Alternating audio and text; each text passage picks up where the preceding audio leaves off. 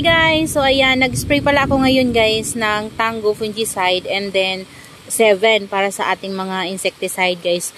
Kasi napapansin ko meron ditong mga uod na maliliit. Kasi nakita ko yung ating variegated silver bomb guys ay inuuran yung kanyang pinaka-rosette. So naisipan ko guys na mag-spray na lang guys ng 7 at saka ng Tango. Kasi yung aking ano din guys, umikot ako kanina. Meron siyang mga dots na naman guys na bago. Ayan o. Ito o.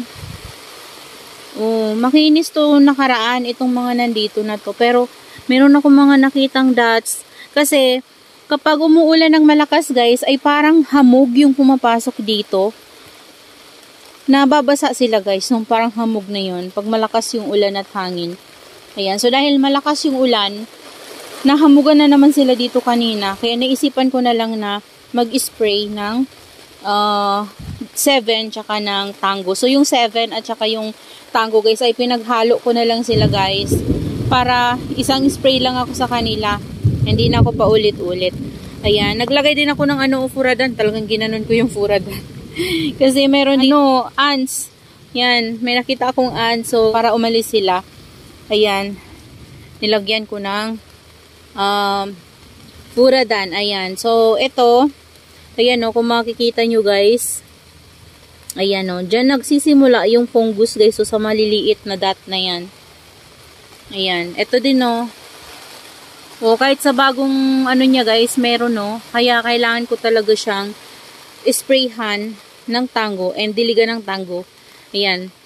And yung 7 naman guys, para yun sa mga uod. So, hindi na sila dito makakain. Makapanginain man sila dyan guys, mamamatay din sila.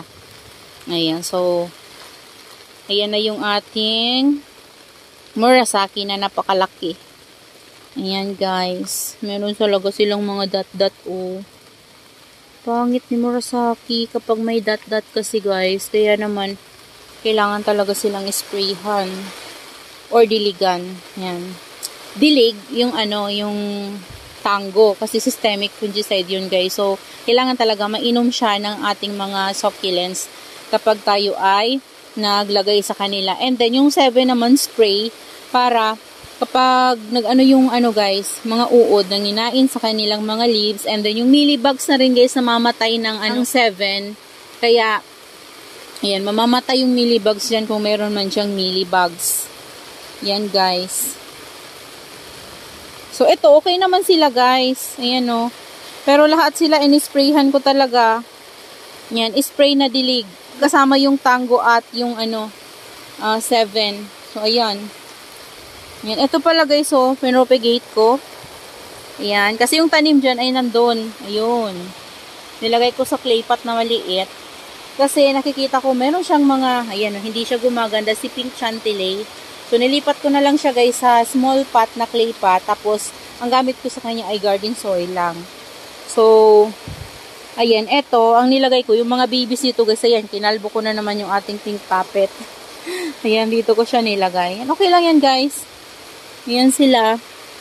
Pati ito, inisprayan ko yung maliliit kasi kailangan talaga nito guys.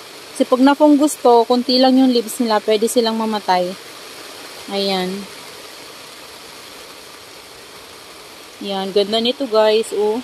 Sana naman, wag namang fungus. Yan, okay naman ito. Nag-alala lang ako guys kasi parang dumadami yung mga dot-dot na naman nila guys. Though nakapag-spray ako ng Tango last time, pero kailangan ko ulit guys ulitin para sure. Yan. Lahat to guys, pati ito oh. Ito yung kinainan ng guys oh. Dito banda na side. So, dinilig ko na rin siya. At inisprayhan ng 7. Pati ito, guys, dinilig ko rin para, hindi siya mauod. Sayang naman guys kapag nauud pa to. Ayan, kailangan ng agapan. And dinilig ko rin siya ng Tango, syempre. Ayan na guys, oh, yung ating variegated Purple Delight from Igor. So, parang tumataba na guys yung kanyang new rosette. Ayan, oh. Ayan, ito yung tubo niya na to sa atin guys. Oh, yan na yung progress niya sa atin. Ayan, tumataba na siya. Yehey. Yan, kasi nakaraan malungkot talaga ako guys kasi 'di ba natagalan to ng transit. So, ang daming leaves nito guys. Parang dito, papunta dyan. Tapos, ang daming leaves na nalaga sa kanya. Nasira siya sa box. Natagalan siya sa box. So, halos kunti na talaga guys yung leaves na natira sa kanya. Kaya, super sad ako. Tapos, payatot pa sila guys. Ang payat nila tingnan. Kasi siguro, sobra silang na-dehydrate naman sa box. And then, sobrang etiolated na yung pagitan ng mga leaves nila. Ayan o, tingnan nyo guys yung pagitan. Diba? Magkakalayo na. So, ngayon, compact na oh. Magkakadikit na oh. Oh, same dito. Yan siya oh, 'di ba? Tapos parang tumataba na yung hibla kasi dinidilig-diligan ko talaga siya, guys. Ayan yung ibang variegated na leaves nila, guys, na natanggal yung mga dito. Parang nasasagi siguro. Ayan, nilagay ko na lang diyan kasi nakukuha ko na lang siya, guys, nasa baba na. Ayan, ito yung ano, parang reverse niya. Okay naman siya, guys. Yan, ito nga ang ganda ng color nito, guys. So, tingnan nyo, oh. Oh, 'di ba? Ang ganda ng color niya. Kaso lang, yun nga yung nangyari sa kanya. Siguro oo din yung, guys, yung kumain sa kanya kasi yung dito natin, oh, yun din yung nangyari. Ganon din yung itsura nung naglaglag yung ano nun, dahon. So, hindi ko pala makita yung uod kasi green siya, tapos super liit. Ang liit talaga, guys. Parang karayom lang yung ano niya. Kaya siguro hindi ko nakikita yung uod dito. So, ilang leaves din yung natanggal. Natatanggal pala siya, guys, kapag kinain siya ng maliit na uod na yon. Kasi parang kinakain yung pinakapuno niya, guys. Diyan sa ano, yung nakadikit na leaves sa pagitan. Yun. Kinalalaga siya. Ayan, ang ganda pa naman ng var nito, guys. So, ayan, oh, meron 3 babies. Ayan, oh. Sana var na yan, guys. At doon sa pinakababa, mayroon ding isa. So, sana lumaki. Ayan. At ito naman, tingnan nyo, guys. So, lagi ko itong nasi-share sa inyo kasi gustong gusto ko talaga siya. At super taba talaga nito, guys. So, ang ganda ng var niya. Oh. Ayan, oh. Gumanda na yung var niya sa akin. Ito full var pa rin, oh. Tingnan nyo, guys.